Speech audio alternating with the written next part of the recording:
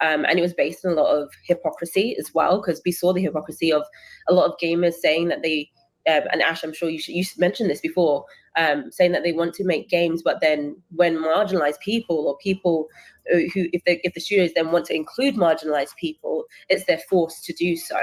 Yeah, and I was actually feel free to talk on that. Yeah, no, I was actually going to bring that up because it's interesting that a lot of these Gamergate arguments is that again, marginalized people, and two of them have CEO as a title in whatever the fuck kind of podcast this is. Just keep that in mind.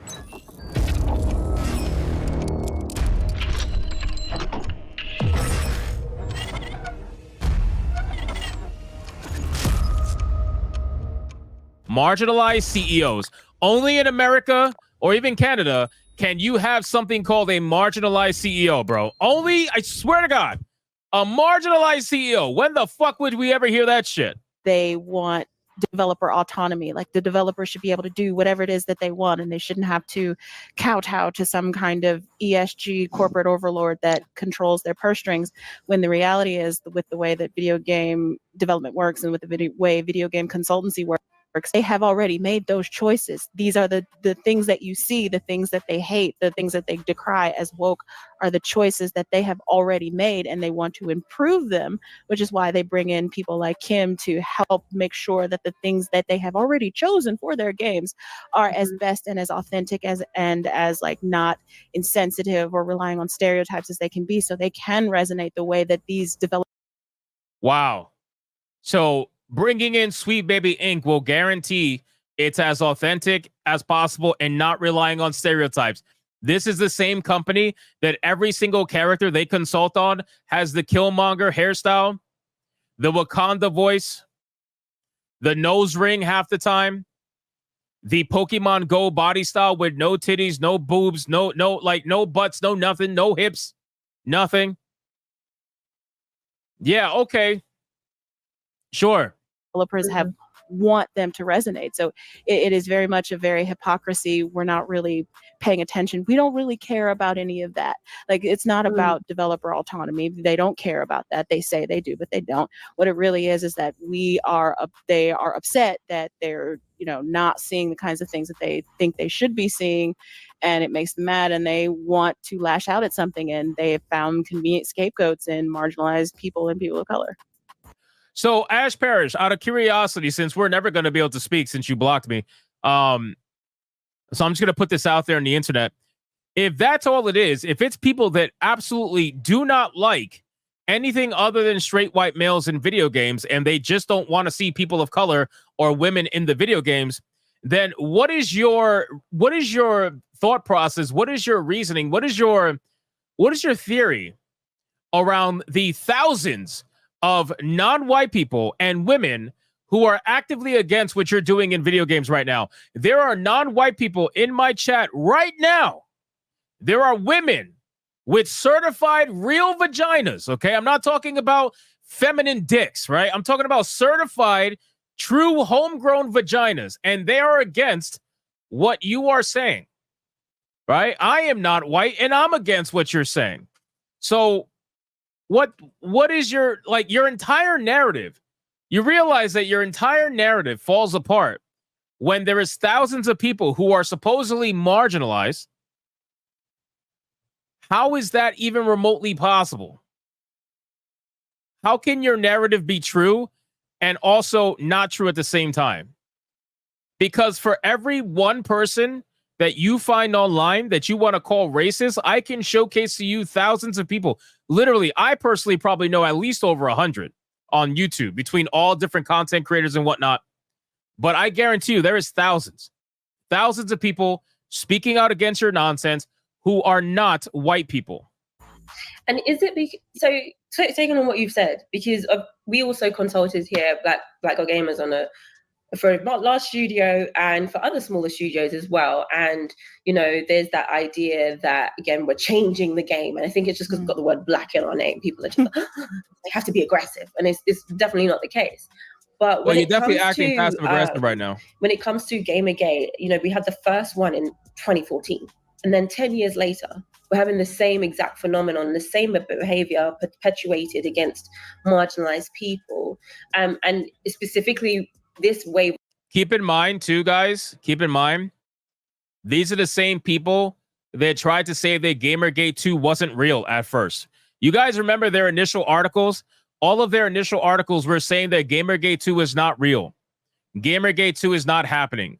Gamergate 2 is a wishful dream of a couple of small chuds online who are trying to relive Gamergate 1.0. Now look at them. Now look at them. They're like, oh yeah, no, it's actually happening. It was about consultation. It was very interesting to see a lack of statement. We've seen obviously some studios make recent statements on consultation recently and actually stand by their Hey, Kim Belair, hold on. Kim Belair, quick question. Kim Belair, quick question.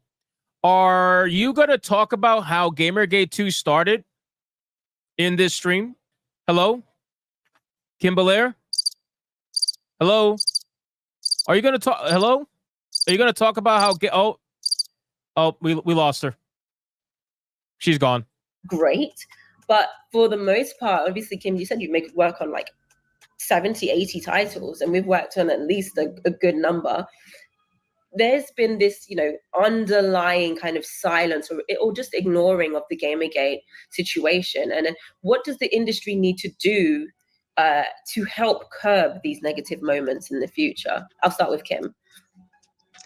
I would say that at a certain point, it's a macro level community management, right? It's learning how to, I think, express these kinds of things, not only when we have these spikes of hate campaigns, but also in general.